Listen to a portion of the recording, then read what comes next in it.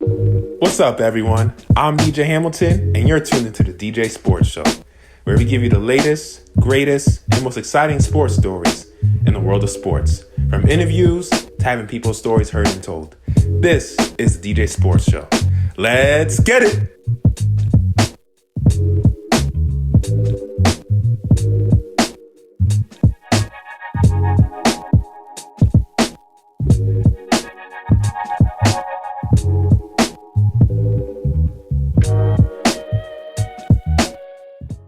Good evening, everyone. I'm your host, DJ Hamilton, DJ Sports Show. Man, we're just going to get right into it. I'm with my man, Dylan Bruton. I'm chilling with Dylan Podcast. Hey. How you doing, Dylan?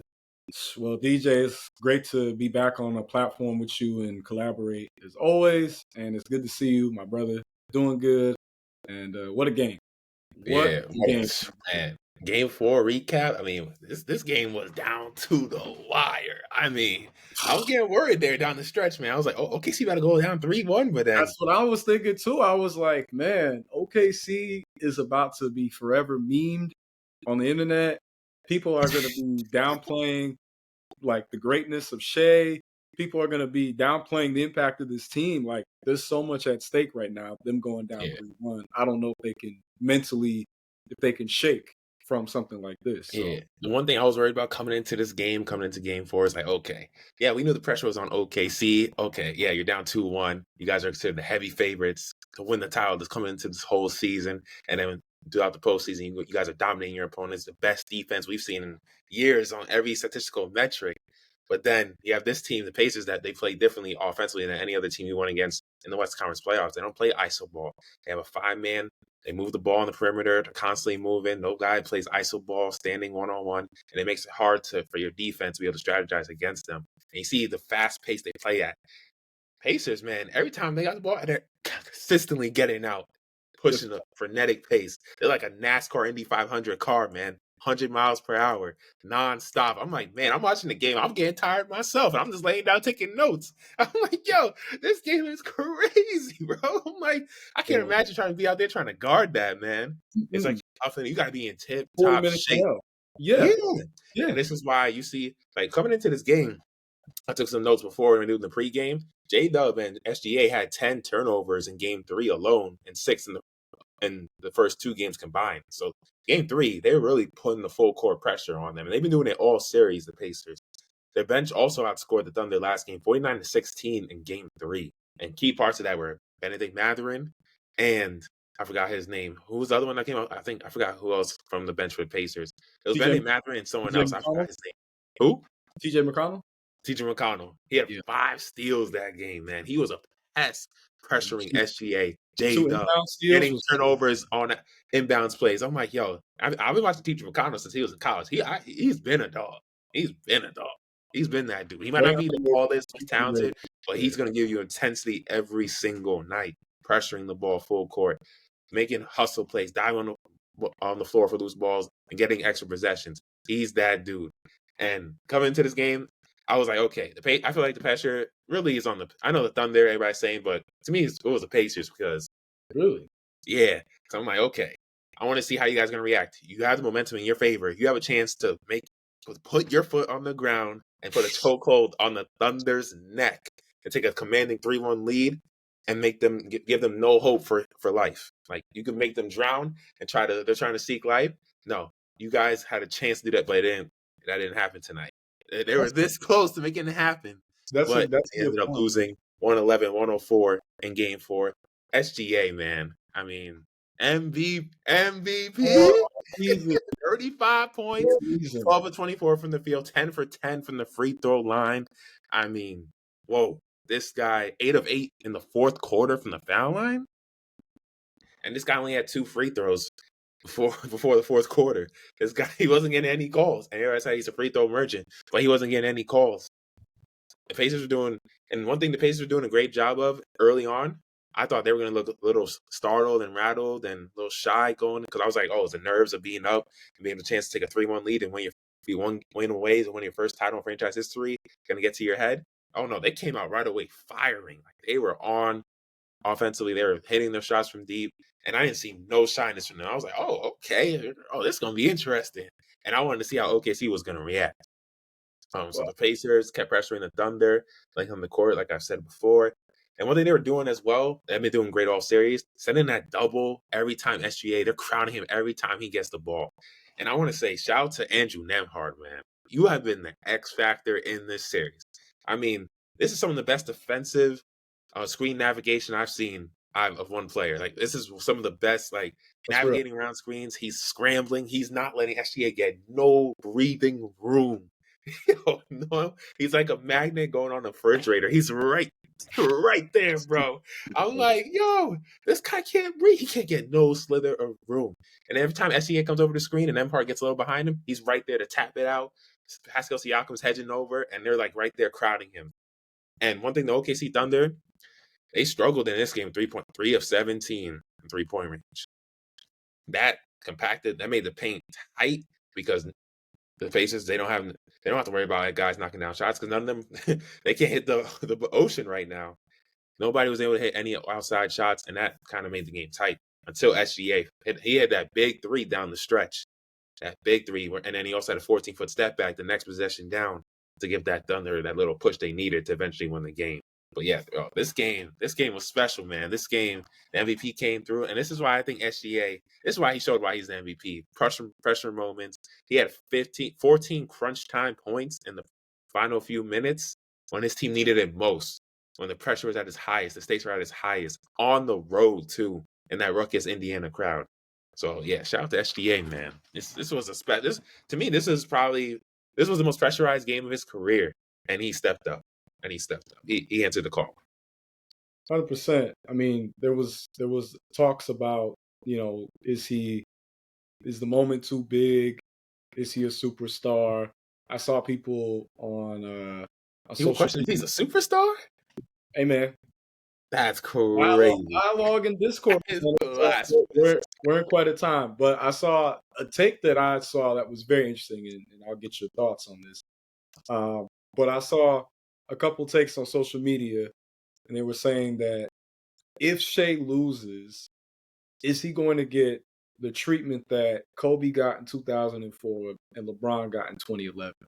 And I say no to both of those because, to me, you can't watch OKC in the span of these 4 games and say that Shea has shrunken in the moment, failed to show up, not been dominant at times, not been able to showcase why he is the MVP, why he is regarded as a face of the league candidate, best player in the world.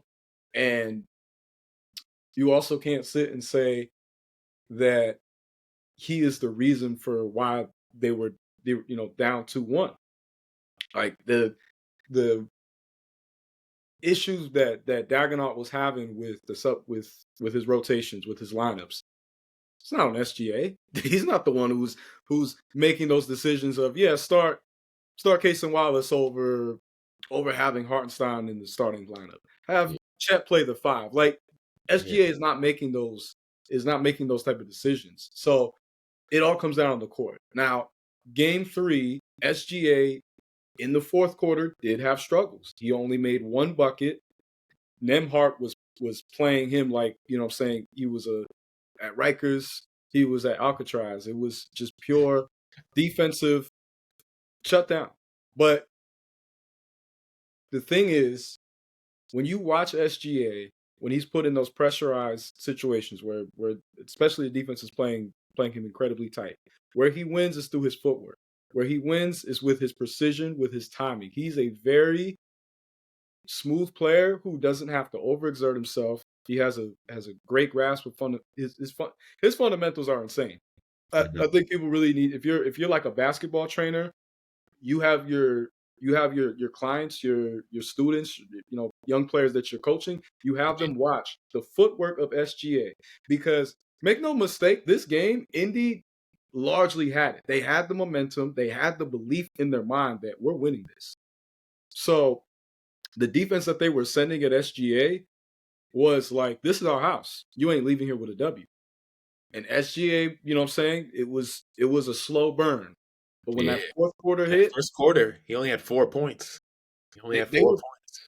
He played were 7 minutes. I think that was strategic though. Dagnall took him out to give him that little extra energy. And then he also did it early in the, I think, fourth quarter. So he had the energy, like we saw later on when he's able to Later point. on that little run when he scored 15 points down the stretch, have more of that extra energy because he knows Indiana's pressuring him every single time he gets the ball to get 94 feet. And that's tiring on a player. So those extra minutes he gave him early on to give him the rest that he needed for the second half, it paid dividends and ended up in a W that they really needed and key moments. This was so needed because can you imagine going down 3-1, number 1 seed, best record in NBA this season, and you've had franchise history. You've had people this whole year try to minimize, ignore, and deny you. And now you're giving fuel to all those detractors and all those people who were saying, y'all ain't like that. Y'all ain't too young. Yeah, like, who? Is Katie still there? Westbrook, Harden? Like, no, these are literally things I've heard out of people's mouths when I've said, like, OKC has been the best team in basketball. They're like, what year is it? I'm like, they won 68 games. But there was questions of to look at the validity of that. There were questions about can they get over the hump? The thing is, most of the 14 losses. I don't have the exact stat in front of me, but I talked about it like a week or so ago. But most of the 14 losses were by close points, and what that shows is a team who is just not used to being in the fight of it, in that scrap mode of it, in survival, fight or flight. And that's sometimes like the quote unquote downside of when things like click early, because you don't go through certain type of adversity that's going to get you prepared for whatever, inconsistencies or inconveniences that are going to be thrown your way. However, these type of games show the Thunder's mental makeup. By all accounts, everybody that was watching this game, I'd have a hard time believing that through the first 3 quarters, you were feeling confident that the Thunder were going to pull out a victory.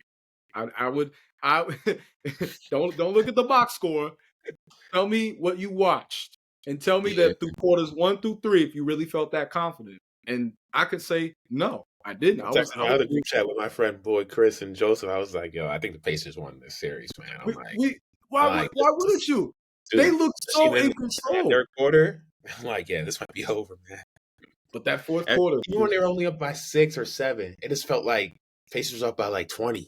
Yeah, because OKC couldn't get anything easy. No, they had to earn every single point. And you mentioned them shooting 3 for 16 from 3. That played a huge role because they actually shot better than Indy. They shot 47% from the field. But imagine if they said, okay, we're not gonna keep going for the 3 ball. Imagine if they just cut it out sooner, because they made 5 more. They had 5 more attempts at the free throw line. They made 9 more free throws, and that was something that did kill Indiana too, because that plays a big role in those crunch moments where it's only a point or so off. You think about the points that you left off the board, and I think that I don't want to say the moment got too big for the Pacers. I think that they maybe they got a little too cutesy, just a little bit, a little. You can't celebrate before you reach the end zone. They start dancing their little high skirts to you. Yeah, like you play ball. You'd have those games where you're like, man, this team, they stink, they whack. We got this in the bag, and then all of a sudden, right, this team out of nowhere pulls a comeback. And you're like, oh wait, coach, what's going on? So it's the tortoise in the hare, right? Indy has been the tortoise this whole playoff, so they've had the benefit of the doubt on them. They've had benefit of being able to, surprise people, have people be curious and on edge about what they're going to do. You made a great point about the pressure on them going into the game. I think it can also be looked at as like the pressure in the game, right? Because they were at first answering that call to action. Can you keep the pressure tight? Can you keep, your foot on their neck? And they were doing that. It looked like they had the game, and maybe they would have under, if they had some better shot selection. I feel like that was an issue that I had was they got a little sloppy and careless. They have more turnovers. Again, there's been a lot of bad turnovers that they've had at inconvenient times. But you take that away, I do feel like, you know, that there is sometimes pressure. And like you've mentally been like, okay, we're the underdog, we're coming back. No one expects us to do this. But now you're the one who's in the lead. Now it's up to you to make sure that the other team, and this is another team that has more firepower than you, the league MVP, and they when they're locked and clicked in, they're the best team in basketball. So this was a much needed win for OKC. On Phil's and Phil and I's podcast, we both had said that it was going to be a split. So we'll see. This series, honestly, at this point, I think it's going 7 at this point. I'm going 7. You know what? I think it's safe to say I'm going OKC in 7. Yeah. I think that OKC can still close it out. They be scaring me, man. But they got to get it together because this Indy team, make no mistake, wants it and they believe in themselves. And you could see when you're watching the, I was a little raspy. You could see when you're watching the game, these teams are getting tired of each other. It was getting chippy. I was like, oh, we getting negative. I like that though. I was like, we getting. When I was so driving to the rim and then, Obi Toppin, they called a flagrant on that. I didn't really think it was a flagrant. I think it was a flagrant. And then you see, I heard Hardenstein trying to get talking to him, and then Toppin pushes him away. I'm like, oh, we getting chippy now. Oh, you can tell. That's like, yo, you used to be my man's. Now you on the other side of me. I don't rock with you no more. Yeah. Like, you see J-Dub, man, that one play where he tried to block Matherin's shot near the end, that kind of scared me. That was scary. I'm glad he braced his felt. He had a few of those in this game. I was kind of scared. You see Jay tell him, yo, get up, Chet, we need you. When he heard his, when he's talking about, Chet looks like he almost hurt his ankle. He's like, yo, we need you, man. Get up. You ain't hurting right now. You good right now. Worry about it later. Yeah, man. This game was physical. And when you're watching these guys elbowing each other, all that, you guys are hand checking, like, you've seen physicality back in the game. We've been seeing it this postseason. This is exactly what we missed, though. That equal balance between defensive physicality and also freedom of some movement offensively. You want to see some production offensively. But I think we have a good bounce right now over these last year or two. I think the thing is that the NBA is taking notice of the fact that the dialogue is getting louder. I mean, the fact that you have on national TV people critiquing the game as openly as they have. It's an indictment of two things. One, there is a problem. And two, the brand does not have the same sort of ironclad, invisibility. It's not as like entrenched. The way, like, in comparison, the NFL, you don't hear commentators going in the NFL, the modern game sucks and these guys are trash. They couldn't hang with whatever like that. It's very rare you even hear dialogue like that. But it's an indictment of two things. One, the NBA has to do a better job of incentivizing a respect for the history, respect for the forefathers, giving credence to the ones who pioneered and who were, innovative to what the game is now. But then there also has to be a respect for the evolution of the game and where it is at now. But also be objective about there are rules that are biased towards the offense, make it more difficult for a defender to play physical defense, and that thus impacts the competitive nature of the game. But you already have all these other things outside of it, like new contracts, guys wanting to team up and play. Like there's just inherent differences than yesteryear's game. That era is gone. It's not coming back. You just let it be. I understand as an old soul, I do. I want that era to come back where the guys really wasn't rocking with each other like that outside of maybe I'll talk with you at All-Star game, but I ain't trying to go team up and play with you. But the era's not coming back. So we're in a different era. We're in a different time. I don't think we're in the super era anymore. I think we're more so in the, hey, you guys have a good infrastructure, a good organization, and you can afford to take my contract. Let's talk. Let's talk business. We're in that type of era.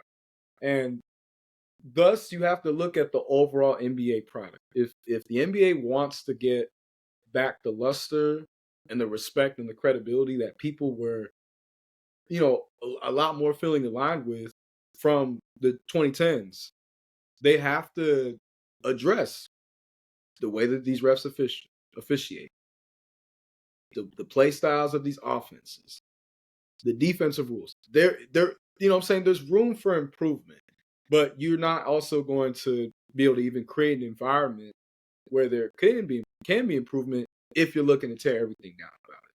So I feel like this series is doing a great job of bridging gaps. If you really watch, you know what I'm saying? You do see glimpses of both the old NBA, like the NBA that you and I like grew up on in the 2000s and was put on to about the 90s. And then also you see the evolution of what when we were age of like hooping competitively on teams, 2010s, and seeing with people that we know that are either like playing college ball, playing in the league, playing overseas right now in the 2020s. So you see the continuation of it. And overall, I feel like this has been a really interesting NBA finals. There's been a lot of great basketball being played. And if you don't appreciate that, then that speaks more to the type of basketball fan that you are. I hate to sound pretentious like that, but it's just I just gotta say it. Um, but OKC tonight, they were able to show why they were the number one team. They made the necessary switches, they made the key plays when it came down to it, and their number one guy, SGA, showed why he's the best player in the league. Yeah, what's it called? I was looking at the shot chart a little bit while you were speaking on ESPN. I was counting out how many makes and misses the Pacers got. I'm like 14 of 37 from the field in the second half. 14. And I did the math. That's 38% from the field. It's not They gonna went come. cold in the second half. Big And that time. third quarter, they started turning the ball over. That third quarter, I think, was the difference when OKC started getting some momentum offensively. Pacers started getting a little careless with the ball. They were running back to them that game one when they had like 19 turnovers in the first half. Yep. Like, well, here Yep. we go. I'm like, this Hey, ain't looking good. you're And not you're and not the Thunder winning was them. starting to capitalize on those opportunities. They're starting to find cracks within that defense. So yeah, OKC, man. And then I was gonna be harsh on him, but then he came up big with some big offensive rebounds, man. Chet Holmgren. So I was watching the game, You was texting about it too. So bro. So I was like, okay, I'm watching the game, right? Because early in that first quarter, Shea, he's struggling, because they're gearing up, they're throwing a double team, they're being physical. Nemhar's being physical with him. he was Siakam's getting guarding him. bullied out there. They have multiple guys guarding him, being physical with him. He's tired, man. They know they're game planning for him. He's the main attraction. I'm Mm-hmm. like, okay. And I see J Dub, he's doing his thing as a number two, as you're supposed to, as the number two option. When Shea's on the bench, J Dub, he had 12 points in that first quarter. He was balling. No, He finished J with what, Dub came out 27? with the right approach. 100%. Yeah. He did his thing. He did what a number two's supposed to. He finished with 27 points, 8 of 18 from the field. He had 7 rebounds, 3 assists. He had 12 in the first quarter. I was like, okay, I'm loving the way J Dub's attacking. He's being aggressive. He's doing what you need to do when your number one guy is struggling. When He he's set the getting tone. he's getting the main defensive attention. I'm like, okay, I like what he's doing. But when Shea goes to the bench and I'm seeing their offense struggling, and I'm like, okay, I don't want that's putting too much pressure on J Dub to have to always score. Because I'm like, okay, who else? Where's our offense going to come from? I'm looking at Chet like, yo, Chet, you're supposed to be the third best player on the team, yo. I need you to be more consistent offensively. And that's where one thing I think his lack of strength kind of hurts him. You see, he's getting a little tired because he's getting beat up. He's getting physical. Remember, he's playing against Miles Turner. He's a solidly built man, Miles Turner. Obi Toppin, those guys have more girth on them than Chet does. So he's going against those guys. And you've seen it throughout the series. And if you've been watching closely, he's getting pushed around a little bit by Miles Turner whenever he's trying to go to the rim or trying to guard him defensively. And You I forgot think it's another name. You forgot another name, Pascal Siakam as well. He's got to do it. He's got to do it. Yeah, 3 guys. I don't know how I forgot Siakam. He's the second best player on the team. 3 guys that Chet's been having to physically deal. I know Chet's tough as nails, and he has a great mentality, but his body is thin frame. It's been hurting him. Like finishing at the rim, he's missed some. And I know he can finish those, but I think as he gets older and once he gets stronger, that will be easy finishes for him. And then defensively, he gets pushed around. But yeah, but seeing that early on, but then he came up big in the second half. Some key plays, especially those 2 big offensive rebounds he had to put back for the Thunder to keep them, get that score within closer. And eventually that helped the Thunder win the game, especially with Shea coming up down the stretch. Those 2 big offensive rebounds, I think, made a big difference.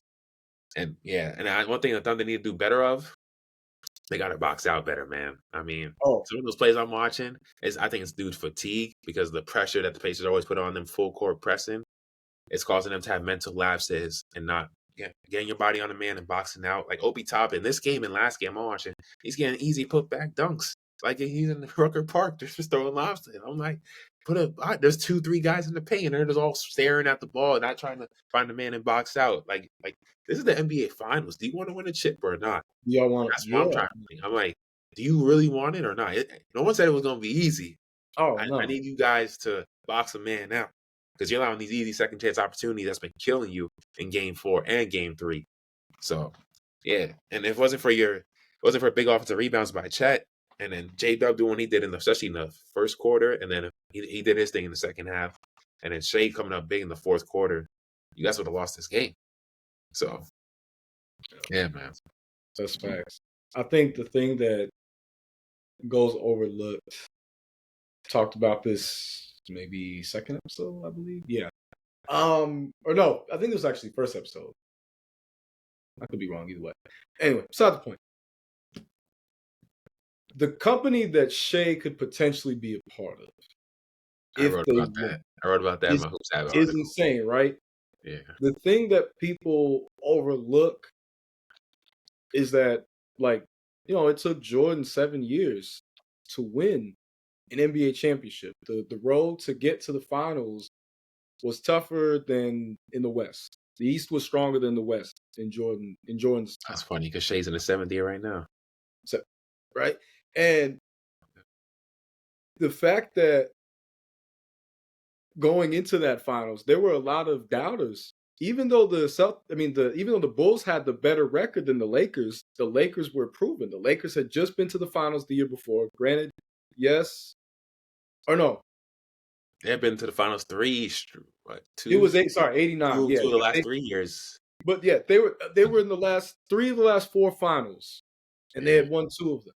yeah, And they were just the most them and the Celtics, the most dominant teams of the '80s. So the pedigree going into it, even though this was an older Lakers team, Kareem had been gone. James Worthy was like the real number one of the team. You still had Byron Scott, but this wasn't the Showtime Lakers anymore. yeah. So it took the Bulls, right? And the Bulls didn't have to. The Bulls didn't have a cakewalk to go to the finals. They had to get through. They had to get through the Cavs, the Pistons, the Knicks, who were all gunning for them because they were trying to establish themselves as the team. And anytime you're trying to establish yourself as the team, we even saw it in 2015 with Golden State. The fact that Cleveland got 2 games out of them with an injured Kyrie, with an injured Kevin Love, as great as Golden State was in the regular season, there is something to be said about postseason and finals experience. But once you get over that hump, you get over, you get that monkey off your back, you make it happen. Yeah. It's not easy, but it becomes easier. So It's more loose. You're like, okay, I right, got the chip. They can forever call me a champion no matter what. They can never take no that away. one can take that away from them. So looking at OKC now, it's important for them coming into Game 5 with that mentality of like we see like the different dynasty teams that we want our name to be mentioned in the company of. The Jordan Bulls, the Kobe Shaq Lakers, the Bird Mikhail Parrish Celtics, the Magic Kareem Worthy Lakers. Like we want to be mentioned. You could throw Isaiah and Dumars with the Pistons. Like we want to be mentioned amongst these great franchises that were dominant. The Rockets with no, those two-year team. Let's say, a team like Bill Russell a team like Celtics. the Sixers with Julius Erving, Moses Malone. You know what I'm saying? They won 1 title. All right. I'll be stretching. But anyway, Duncan Spurs. Duncan Spurs. Yes. I was gonna say the Spurs. Yeah, because they won 5 rings. So they want to be mentioned amongst those names. You can tell, but you have to get over the hump. You have to make Gotta it win at least 1 first, and then think about winning another. Repeat. exactly. And I think that was the thing that I really liked in Shea's press conference was just saying like, they or not press conference, but post game, like, when they interviewed him, he was like, it comes, down to imposing our will and staying in the fight. I'm saying they gave us a battle, and the reporter was like, I can see that there is a respect, even though the things were starting to get chippy, and that you guys are starting to get annoyed and a little bit irritable by each other. There's a respect there. It's two very hard fought basketball teams, but under two circumstances. They're both trying to prove themselves. So that's what makes this a very different finals, is that you have two rather unproven teams at the biggest stage, but this is a tremendous opportunity either way. And for OKC, I'm gonna say this too. Let's say OKC loses, they will feel better about themselves at least losing in 6 or 7 than having lost in 5.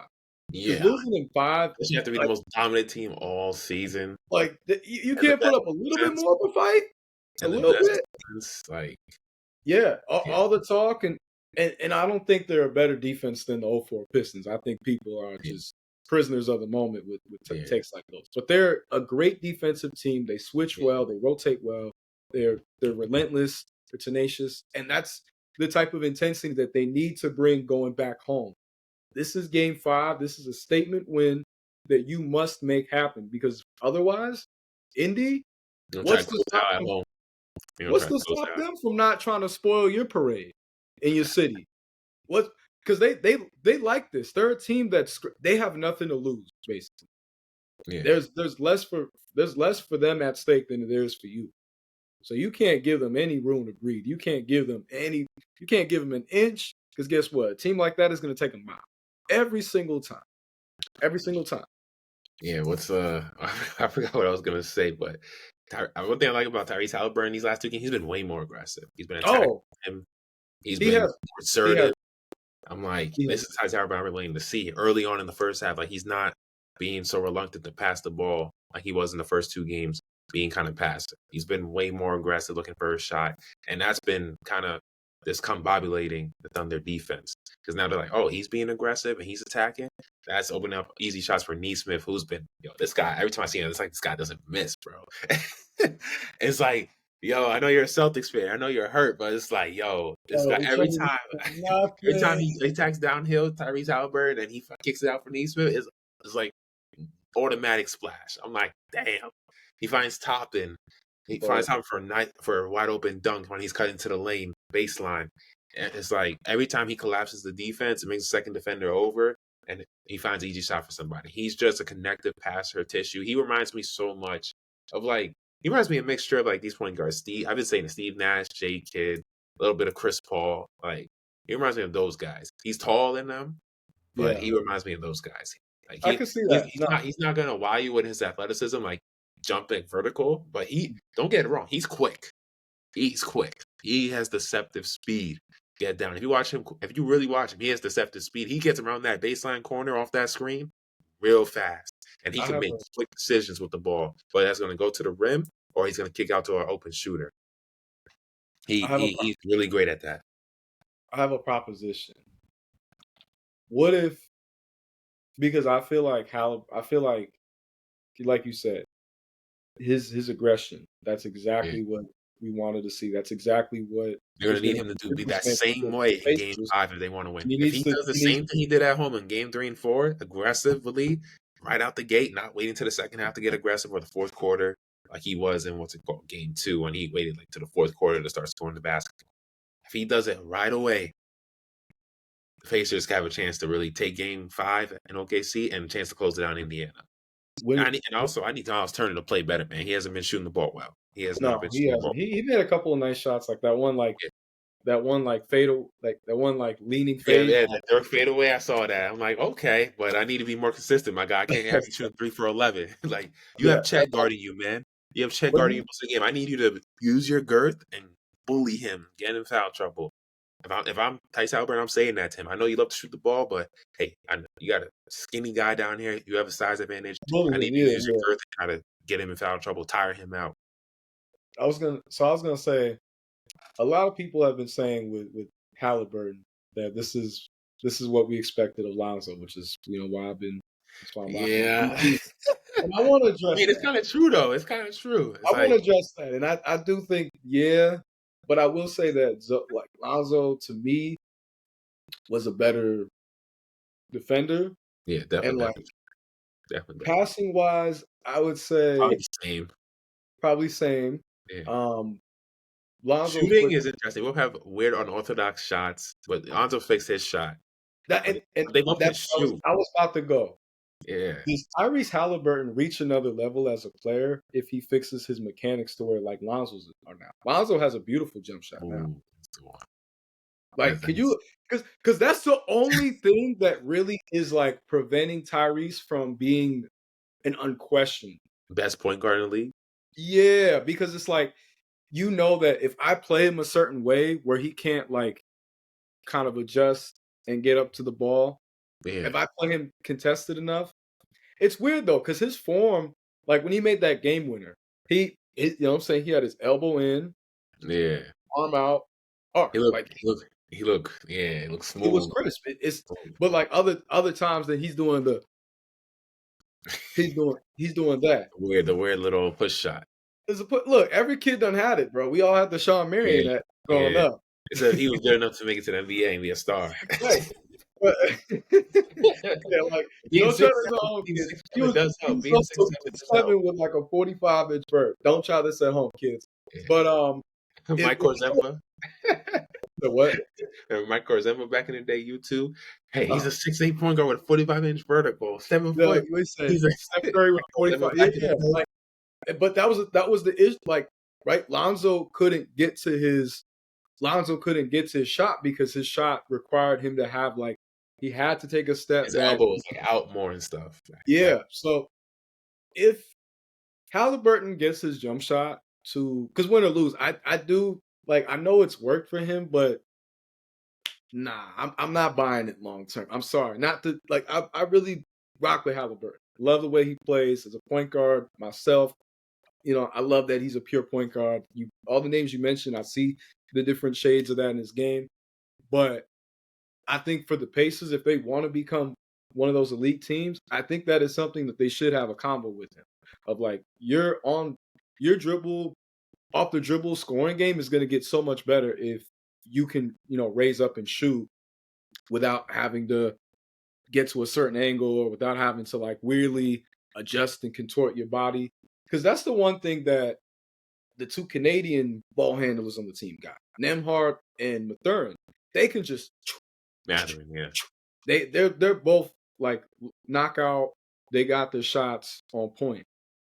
Shay's got a beautiful jump shot. Like shooting makes the game easier when you can do it as a like on ball player.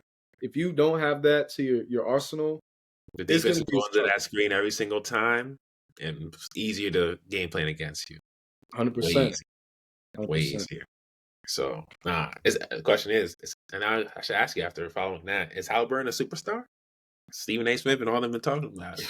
Man, because I saw a video. I saw a video a couple hours ago of Magic Johnson said superstars sell out arenas. I was like, oh, he does have a point. Gilbert Arenas commented, yeah, see, everybody's like, oh, it's crazy. Gilbert Arenas. I can't argue with Magic because like Magic was a superstar. Like yeah, he was it's not saying that NBA players are infallible and they can't make a bad prediction or take or whatever, but Magic by all definition knows better than anybody else that's up there, right? Yeah. Because of his pedigree. He's Because the greatest point guard to ever play the game. greatest. I still to this day like I love Steph. I love Isaiah. I go down. Chris Paul. Magic still got it for me. He still got it. Exactly. He set like, the bar so high. He set the bar high. Everything Jordan did for players and in the shooting guard. Like it's crazy. But looking at Magic, there was the physical dominance that he had over Halliburton, right? He was 6'9". He was like 2 inches taller. Yeah. Yes, Halliburton's 6'7", 6'6". Yeah. I thought he's like 6'5", 6'6". Nah, man, he's like 6'7", bro. Oh, okay. I didn't realize that. Yeah, Um, but yeah, so you know, Halliburton does have certain intangibles going for him, but like Magic, the physical dominance, right? Because there was nothing like him. The physical dominance he had was uncanny, and just he was a very aggressive player offensively. But Magic, I mean, there was a time when people used to call him Tragic Bronson. Like he just was not even pretty after tragic win, Magic. even after winning a finals his rookie year, stepping in as a center when Kareem got hurt, there still was doubts about his ability. Like we don't see rookies come Tragic into the league. Magic, you mean. Tragic Magic But after the '84 finals when they lost to the Celtics. Tragic but, Magic. but he came back with the baby hook Sky in Hook, '87. 85, man. The Sky Hook, that Oh little. no, yeah, that's right. Wait, They lost to the Celtics in '84. That was the first matchup. yes, Then '85 they yeah. came back, whooped them. And then okay, because Yeah. '86 was Because Celtics and '86 Lions. was Houston and Yeah, that's Boston. right. And then Houston won. '87 again, Magic won They back beat to back us. in '87, '88. And then the Pistons won '89, '90. See, I know my stuff, man. Yeah, Guru. yeah. No, I was like, wait a minute, I'm here teaching. boy. He's not. I hopped off the porch before you, man. I was doing trivia and all that. You just briefly with my own team got me slipping. Um, but no, but I say all this to say, like, when looking at Magic, right? Magic has the credentials to talk that. He is not wrong. However, this is all I'm going to say, and this is with no disrespect to Magic, but you can't argue with the result on the court right now. Now, granted, yes, the Pacers just lost this game, but it was not. I wouldn't pin this on Tyrese. To me, Tyrese did everything. He did everything that he could. He played a great game, and he had them for 3/4 of the game. They were looking like they were gonna go into OKC with a 3-1 lead. Yeah. So It's I really can't. on some of the bench. Like Obi Toppin was great off the bench. 17. He was a big part. Like he Oh, was Obi was hitting playing. big threes. He had some big threes, especially in that second half. He was athletic, free, getting out transition. Obi was He was going cutting. crazy. He moves well without the ball, especially on the baseline and finding for dunks. But it was Matherin. Matherin didn't show up in this game like he did last game. That's one thing about him. He's so talented, but he'd be so inconsistent sometimes. He only had 8 points this game, and he had like over 25 the last game. Like he's hot and cold sometimes. And then you need He's Miles not Turner to cold, get but back. I feel like they need to like either need to give him more minutes, or when he's out there, let him have the ball more. There was times where like I saw like they were calling plays for Ben Shepherd. Not like Ben Shepherd, but he's not a better player or scorer than Matherin. Like in truth, I think Matherin is like actually probably the most talented scorer of the whole team. I Like remember when he came in the draft, they were comparing him to like a poor man's Donovan Mitchell. I remember I that. don't feel like that's a crazy thing to say. Yeah, they were saying he was like I'm poor not man's bugging, right? Donovan Spider. Like he got picked in the top 5, or no, he got picked 6. Top 10. He Yeah, yeah, he got picked in the top 10 for a reason. out of Arizona. Yeah, he Dude was nice. watched him in Arizona. He had a nice jumper, dynamic athlete, dunking on He people, he putting the came in the league. He came in the league talking crazy. his He rookie was year, he was balling. he was talking crazy to Bron. Like he's more quiet now. Yeah, So I but said, okay, youngin, okay, Canadian Crody, I see you. He oh, over here. You don't want to get it with me, fam. I'm yeah. really him. And then Neesmith Yeah, fouled as well in this game, 6 fouls. Yeah, he that fouled. was a big loss for him. Need him to shoot the ball a little bit better. But Yeah, yeah, he didn't shoot well this game, and he's not been lights out this series. He's probably due for a big game. So I think this game 5 is going to be like a multiple overtime game. You have two teams now that they're both in the thrill of it. They're both in the hunt of it, and it's like the Stanley Cup. yeah, right. Yeah, You know, multiple they're games. both Yeah, now. They're both in that state of like, okay, Indy's like, yo, we've been one of the oldest NBA franchises. The state of Indiana is like a basketball hive, and yet we don't have a ring. We got to change that. While OKC is like, we won 68 games. We're having this amazing year. We want to be etched in history with the greatest teams. we cannot lose this series. So I like that both teams now, they have something to prove. They have something to fight for. Because that's sometimes the downside when you do have small market teams where it's like there's nothing really at stake for you guys. Like I'll say for the greatest example, 2021, right? Outside of Chris Paul and maybe Devin Booker, maybe, but when I felt like the Kobe comparison stuff was ridiculous, and I love D Book, but like, come on now, he's not the athlete that Kobe was. He's not the defender, and like there's just difference in their personalities. Or you get into a Shay's Kobe? You can see, no. I'm just saying like that finals. The only pressure that there was on was on the Suns with Chris Paul. Yeah. But he wasn't like a homegrown player, like a native in that way. Like, dude, you've That's been the only playing time for he all these ever years. reached the West Conference Finals and even to the finals. That's But crazy. the pressure was on Giannis because Giannis had won 2 MVPs. Defensive Player of the Year. He had been the Defensive Player of the Year. People were starting to put him in that best player category, but it was like teams know how to play you in the playoffs now. They know how to stop you. They know how to contain you. You can't get over that hump. And I guess you could say there was a hump for Jokic to get over in 23, but there was no pressure on Miami's side. They overachieved. Yeah. They shouldn't have been there. You know what I'm saying? Yeah. So that's just what makes it different sometimes when there's no pressure. I don't think there was pressure on the Mavs last year. They weren't expected to be there. They like Luka. Luka's just that great. Luka was talented. Luka was in a rare spot where he was talented enough where you knew what he was capable of, but there was not going to be that pressure on him because the Mavs weren't even one of the best teams in the West that year. Mm-hmm. But that's not to say there's no accountability that can be had, right? You still have to show up, especially if you are going to be in that star category, be regarded with the top of your peers. I think this finals, though, there's now officially pressure on both teams. You can feel it. There's been an energy shift.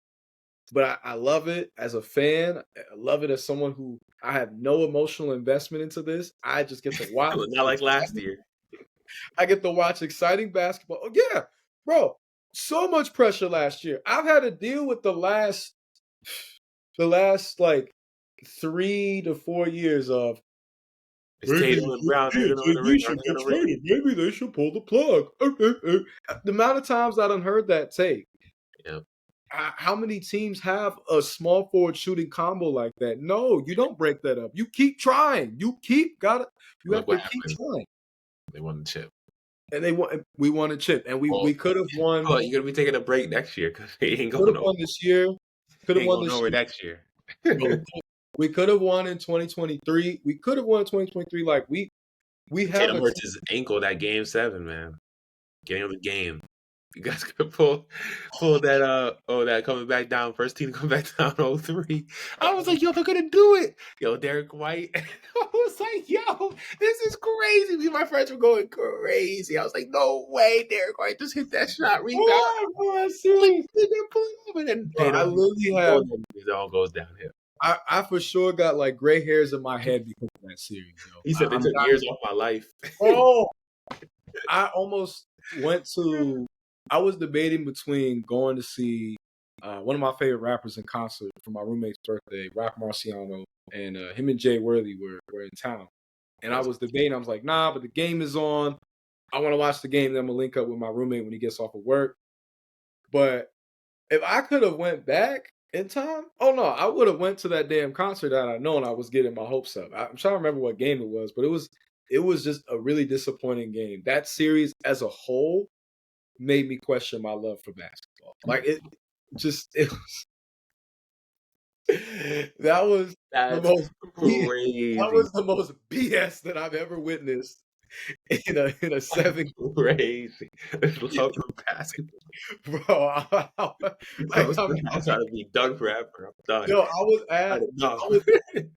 was at a barbecue like pool party for a friend of my friends, right? I'm cool with him. Big Knicks fan. A whole bunch of Heat fans there, a whole bunch of Knicks fans there. I'm the only Celtics fan there. You know, everybody is talking crazy. You know, everybody is talking spicy. Like, that was all cool. Like, it was a great time. But people there were really on my beam though. They were like, "What's going on with your team?" I'm like, I don't know. I don't want to talk about it. I don't know why they're playing like this. And then, like, right, you have you also had the fact that we were coming into the year, you know, fresh off of having to have a new coach. No one expected that. So there was a lot riding at Like, you stake. made Udoka drama. So in 2024, when we finally got over that hump, it felt like If you did, you would have been kicking. never would have made it without you. Like it felt, I'm stronger, I'm wiser, We so in much church. We in better. church here. It felt We in so church. good. We in church right now. Look, man, hey, where my collection plate at? Oh my god! Run me If my your team money. didn't win last year, you would have been sick right now. Bro, I would have Especially when been. Tatum tearing his Achilles now. Oh man, you would have been sick. And now we got to deal with the CBA. So Oh like man, I say all this to say, I say all this as like dramatically and grandiose as possible, right? But I say all that to say there is so much at stake for both teams, and I love it. This is exactly what has been missing from the modern NBA. This is exactly what the old school fans and the news fans that are feeling jaded about the product. This is exactly what we want. And it's unfortunate that the viewership is not reflecting that. But when people go back in time to watch this finals, it's going to be spoken of highly. That sounds a little what they say, ostentatious, but mm, that's my prediction. I feel like when we look back at time, 3 to 5 years, people are gonna go back and be like, that was a really great series of basketball. very competitive, Very competitive, you know, back and intense, forth. It was like being gritty. on, you know what I'm saying, a roller coaster with a lot of highs and lows and a lot of twists and turns, ups and downs. Like you see and feel the momentum shift in different parts of the game. So I I feel like said it. I said in my Hoops Had article. If you haven't read it, I suggest you go read it. That was a great article. I said if Shea wins this chip, man, this is the series you can say where he started making his case to be a top 5 shooting guard of all time. yeah. I Uh, mean, he's making the argument he so wins hard. this chip, he's on his way. I love you, Iverson, but you might have to drop down. Oh, we kicking AI out the top five. Yeah, it was hard for me, bro. But Oh, if you I read my article, bro, I gave reasons why. almost stuck. I gave What? reasons why. I Oh, love AI, man. oh, Maybe not right away, but if he continues to build his body of work, he's already over Harden for me. Because he oh, yeah, yeah, shows without up in the question. postseason. He has the MVP now. Okay, 3 wait, straight wait. years over 30, averaging 50% from the field. I mean, only Jordan has done that. Like, So we got the same. We at least have the same top three. the top three is the same. Like, Yeah, that's yeah, undisputed. yeah, yeah. It's gonna be hard for anyone to even get in that top three. It will Yeah, because only person you can even usurp is D Wade, and that's still gonna be hard. I saw people. I have Jerry West probably 4, and that's gonna be hard. He Oh, has you to got build more of Westbrook a body to four. work. I think Jerry West is he's a shooting guard, bro. Okay, wait. So who is your top five? Because I Jordan, know the three. Kobe, D Wade, Jerry Yep. West, Allen Iverson. When I did my 75 list, I remember I had Iverson right above Harden, like one spot ahead. I still have Iverson ahead. Some people think Harden's better. I'm sorry. Have you seen Allen Iverson? I mean, he led a scrub team to the finals. Something James Harden had better talent and couldn't do. No. It could Allen never Iverson showed up in the show, postseason. No. bro. I gave up defending James You know, Harden Harden. led the league in assists that one year. It It was was fluke. crazy. But That when was you show fluke, so many times in the playoffs and big games, time after bro. time I'm after sorry. time after time after time, I can't do it, man. I talked about this I with can't do I it. talked about this with one of my best friends. We talk about this all the time. James Harden becoming a point guard at this stage of his career is so fluke. I Like, remember when Manu Ginobili blocked his shot and he was like near the end of his damn career, 2017. yeah, I bro. was like, bro, what? The Manu thing Ginobili that game winning block, bro. I the was like, biggest issue what? that I have with Harden was that, right? Okay, you want us to believe that this like point guard role, that's you as a player. I'm giving him credit for the fact that he adjusted, he adapted, but I'm not buying that like that's the play style that even at this stage of his career you want to play as. Because make no mistake, he if he cared about winning, right, he would have did things a whole lot differently. Let me quote him. I am not a system player. I am the system. That's what he said, bro. I remember, bro, when I heard that, I was laughing. I was like, the way he said it too, the tone, it was hilarious, bro. You know, the internet, man, that shit, well, that shit was funny, bro. Bro, do you I remember mean, when he is the system. I mean, he's pretty good at it, but not in the playoffs.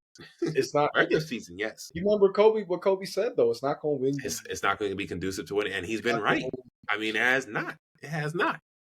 I mean, But it's unfortunate he had to deal with the KD Warriors that year, it which was, hurt his but, chances. but But that I outside mean of that, it's like you that had game other chances seven too. You didn't pull through. was it game 6 or game 7 when they missed like 20 something threes. I That think it was was game 6. yeah, That that was was cool. And it was egregious. in Houston too at home. I think Yep, that was yep, 2019. I think that's the yep. game Steph went off. No, sorry, that Was was that 2018 2018. or 2019? It was 2018. It's Because 2018. Steph went off in 2019. That was the Yeah, 2019. yeah. Now they had opportunity. The thing that no, I actually think the series that was the most disappointing when you think about it is the fact that 2021. If he doesn't go into the year like I'm gonna get fat so Out of they can shape trade to me. force his way out of Yeah, Houston and go get traded right. to Brooklyn. He likely doesn't get that hamstring injury when he goes up to Brooklyn, and they go to the like that was That their Brooklyn window. team is the biggest failed experiment of all time. Even Einstein will be mind blown. Because it's like, how you have that much offensive production? And they're all still in their primes at that time, somewhat. KD's still in his prime. Kyrie's still in his prime at that time. James Harden was, oh, man, he was still getting over it. Well, he was still good. He was still a great passer, a good scorer. How do you not get past the second round once? That's crazy to me. That was I just mean, we were dysfunctional to the max. And they get Steve Nash as a scapegoat.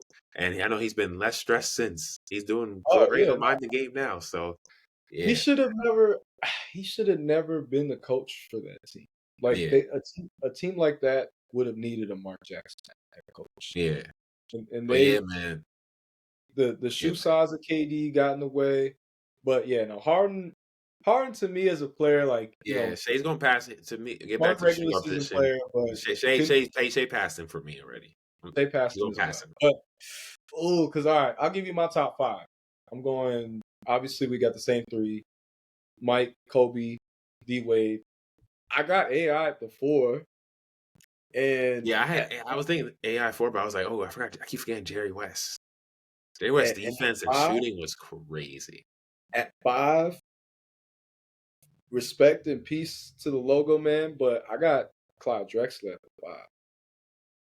Clyde ain't better than Shea, bro. But no, like right Clyde. now, but Accolades wise, proud Clyde got because he a and Shea ring. Long. Clyde got a ring and Shea don't. Like the only reason why AI is above is that AI was such a transcendent player. Like But okay, Clyde got a ring, but who did he play with? Hakeem, the Dream, Olajuwon got him that ring. but he was He not wasn't like the number one but guy. He but wasn't the number one guy. he did lead Portland to the finals True. Lost to twice. Jordan and Pippen. Lost to the bad boys and lost to Jordan. Yeah, lost to Bad Boys. Yeah. But he went through the best. He went through the best of the West. He went through the Rockets. He went through the Lakers. Yeah. You know what I'm saying? I'm just Because the saying, if West, you win MVP, that puts you ahead of a lot of people. And then if you average over 30 per game for 3 straight years, averaging 50% from the field, that is crazy, bro. oh, If okay. only I'll you put and it like this. Jordan have done that, I'll put and it you're a like this. solid defender too, it's not like he's I'll put it slouched like this. defensively. SGA will solidify his spot there. He passed Drexler, he passed Harden. If he wins the chip, it's not even a question. The question is, okay, is he a Over top 4 shooting AI, guard of all time? like but you gotta think Still about needs this to though. build his resume up a little more, but he looks Yeah, good. like These last 3-4 years, AI looks was really good. still getting buckets like 13, 14 years into his career. Like Like if he does this another 5-6 years, bro, okay, if he does another 5, 6 years, I can't deny. it doesn't even have And to be I averaging don't 30. If want he to can deny average like Shea. 25, I want Shea to. I would love to see Shea be that player. Truly. I'm The very interesting interested to question to see. me is if he can get to like the top 4, the top 3. Like if he can get to D Wade territory, that would be Look, crazy. I That think would be hard. a lot of people want to put Ant in that category of And a got a player, long way to go.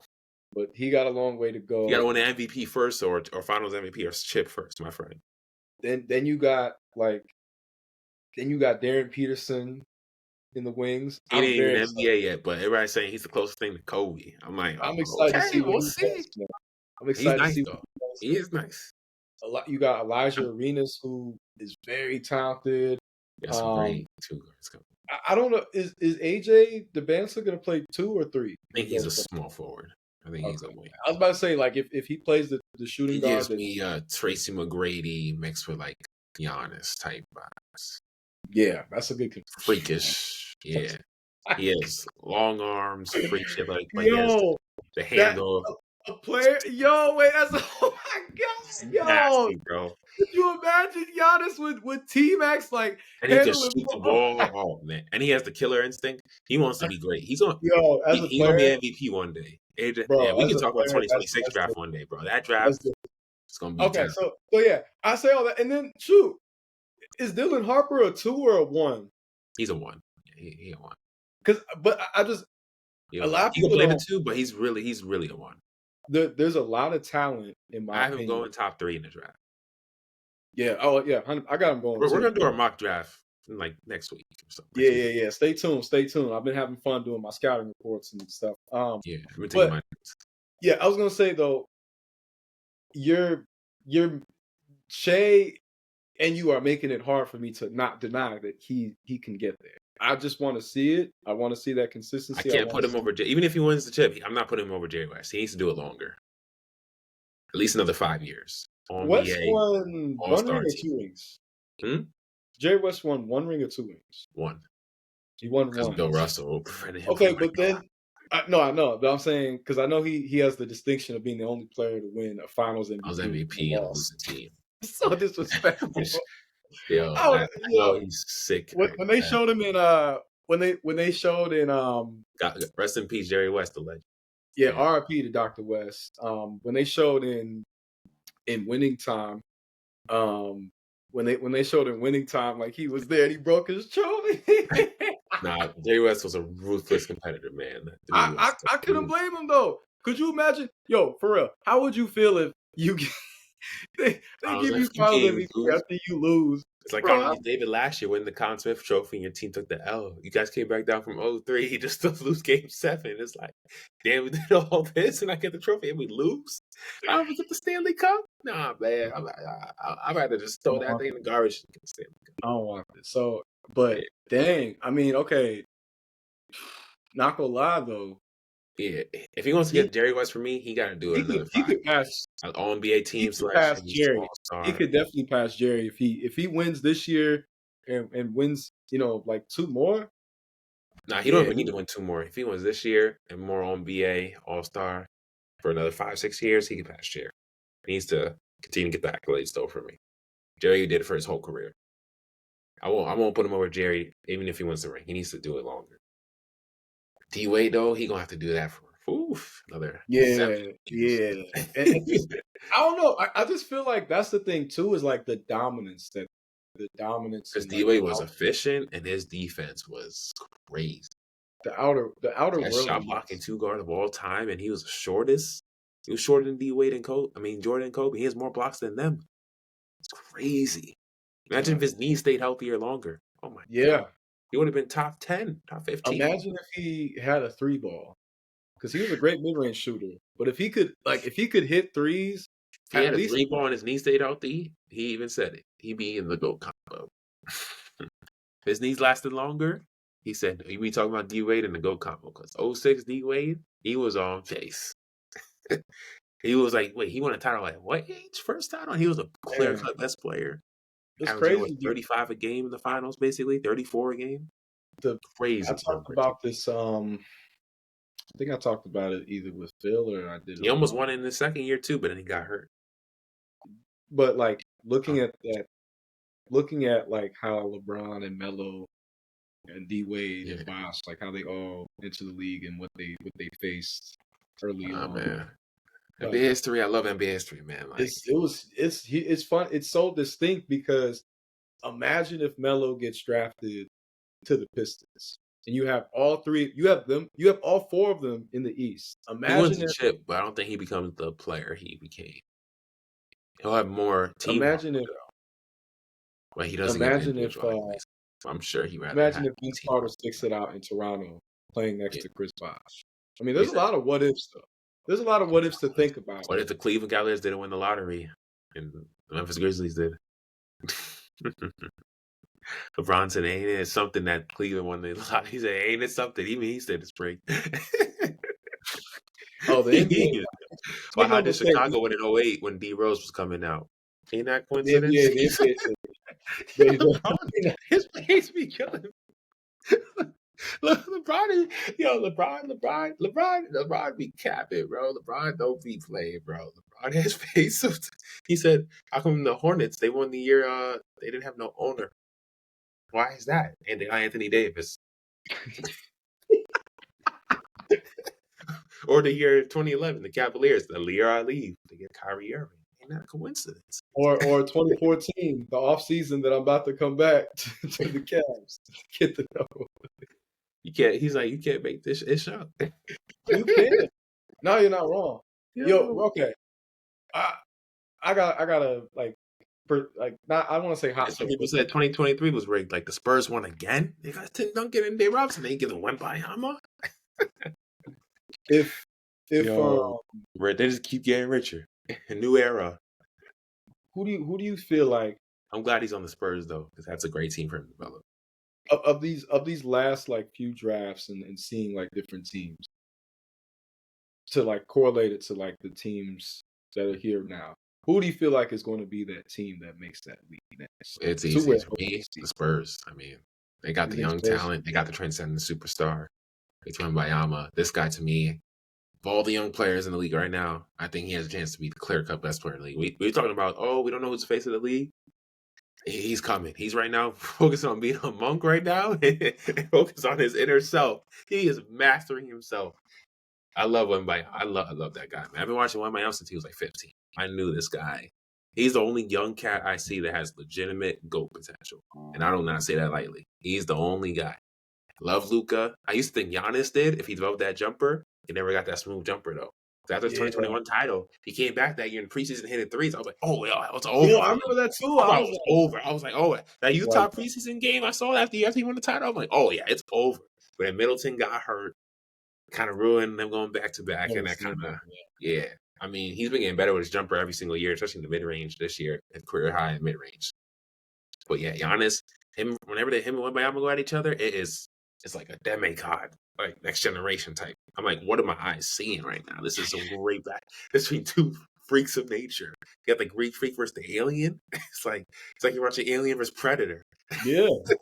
Like you're watching Alien versus Predator movie. Like, like both of them have different strengths, different weaknesses. It's like who's gonna come out on top? They're both freaks of nature. But yeah, I think Wembanyama is like a supercharged. He's like what we thought, Thon Maker was gonna be. But he's like a mixture of KD and Giannis, bro. We never would have thought. I always said in the mid 2010s, I said if we ever see a player like Giannis and KD mixed together, that guy could be the GOAT. And then, and this guy has like Hakeem Olajuwon shot blocking ability. I'm like, bro, this is crazy. And he has the killer mentality too, which is what I love about him. That's why I called him the French Mamba. Like, yeah, man. Like he wants to be great. He wants to get all his say abilities. if San Antonio drafts either Dylan Harper or Ace Bailey, I feel like they're gonna draft. That's tough because they have Darren Fox. I don't know if they'll draft Dylan. I mean, Dylan Harper could still fit there if I'm them, man. Because Dylan Harper has a chance to be an all-star type guard. Like, I think and especially in that Spurs development system, I think he could be really good. It's tough. Like, what do you do? Because you have Castle there. Because people were saying, "Oh, we should draft Dylan Harper and trade him and get a veteran that can help us." No, if they draft him, they're trying to get Giannis. Because if you trade him, he turns special, and then Darren Fox gets injured and stuff, has injuries, and doesn't. You're gonna regret that. I think you should keep him and we'll see what happens. You never. I think so I don't too. want to. I don't want to take that risk, but yeah, I have the Spurs, man, in the future. Okay. But yeah, I'm man. not mad at that. I'm not Yeah, mad at that. I do think that the Spurs do have that potential, do have that capability. I think it's yeah, like I'm and they like got really solid trying pieces too. Got Stephon Castle, just won Rookie of the Year. I wanna put I Keldon wanna put Johnson. Houston in that category so bad, but I don't know who is going to step into that Yeah, number that's why I one didn't role. put them because I'm like they don't have an SGA level talent. They don't have a go-to guy. Unquestioned. I still believe in Jalen Green. I just don't know, like I need to I see don't more know what consistency. I need yeah, to like it's and so for me, you got to make an all-star team first, buddy. it's so You got in to and make an out. all-star team. You got to make an all-star team, man. So like before I can say, oh yeah, you a star. Like oh yeah, Yeah. you a star to me. Like And yeah, I you're a star want to me, but yeah, I wanna throw like Orlando up there, like because I think Powell is incredibly special, but yeah. I feel like they don't have They need enough shooting around him. yeah, they need some offensive firepower there. The Yeah. Once defense they is get the great. shooting around, it's going and he gets his shot better too. They could be a threat in the East. But He yeah, he he's so much like Melo and like LeBron and like Blake Griffin all in one. Like he's very special. yeah. Like, and He then reminds me of he reminds me of Melo and yeah, Blake Griffin. Not Blake Griffin. A little bit. Not he doesn't have athleticism. Yeah, he reminds me of Melo, like a bigger Melo. you look, they did a side by side of him and LeBron. He moves a lot like Bron. Yeah. He doesn't have the you mentioned like Athleticism, but no, yeah, he's he's like a athletic. like He's LeBron. athletic. He's just not like a freak athlete like Yeah. LeBron. LeBron was something we had Yeah. never He's seen. like a mixture of Braun and Melo. He has that power game. Yeah, Yeah. it's a He could be power, but MVP one day too, one day. I think I he's gonna think be a he, top yeah. 10 player in the league for the next And 5 10 years. then Minnesota with Ant, I think the talent is there. They need a point guard. They need a point guard. Conley's They need old. a point guard Yeah, yeah. badly, They need a point guard and who could defend and score, take alleviate pressure off, and not have so much ball handling duties on him. Because they and he's need also guarding another another team's best they perimeter need guy. another It's defender in the paint. too much on one player. So they They need a need point another guard, and defender. they also need another big who they can rely on offensively. Because Rudy's not an offensive go-to guy, so you need those two things for them to take the next step. But yeah, I, man, it's getting I think late, they man. need another 1 in the defender. morning here in the East Coast. Oh, past 1, we're here recording for you guys. So I hope you guys leave a like, subscribe, watch on YouTube, and also leave a 5-star rating if you listen to a podcast. Probably gonna upload this as a video on Spotify. So you guys can watch as well on Spotify. But yeah, leave a 5-star rating. Share with anybody you know who loves sports. Dylan, tell people where they can find your work. Well, DJ, I just want to say first, thank you for having me on your platform. It's always a blast to talk ball, laugh, banter. Been a Yeah. great series so far. Just real quick, we both said OKC in 7. Is that the new prediction, or you said Pacers in 7? Yeah, OKC in 7, man. OKC Okay, in that's 7. yeah. I'm going OKC in 7 because I need to. I don't trust that they can. I don't know, but Yeah. they can prove me wrong. But yeah. So all that aside, been great talking. Definitely you're gonna see us, more collaborator as it is, but you're gonna see more. But you can follow me on Instagram at Quan_solo. That is my main account where most of the stuff that I streamline is gonna be there. But my podcast page is the one that you see in the name description, Chilling with Dylan 1229. That's my podcast page. Sports, music, life takes. You know what I'm saying? That's that combination. I do that on YouTube as well. That's the official name of the channel, Chilling with Dylan, Sports, Music, Life Takes. Like, share, subscribe, and stay tuned for more content. And again, stay tuned for more collaborations with me, DJ, and some of our other friends. Because Yeah, it's we going to got happen. a nice little group we have now. I've formulated over the years. He's over here You, me, he's over Phil, here feeling like Tyrell, he arranged the Sinister Six. We got here collecting the Infinity Stones like Thanos. we got DJ Luther over here. You know what I'm saying? Man, you know what I mean? But yes, ladies and gentlemen, that's going to do it here for another great episode on DJ Sports. We're recapping Game 4 of the 2025 NBA Finals with Thunder winning 111-104, man. What a game it has been. But yes, ladies and gentlemen, that's going to do it for the show. Hope you guys enjoyed, and we'll see y'all Yes, sir. next time. Peace. Peace.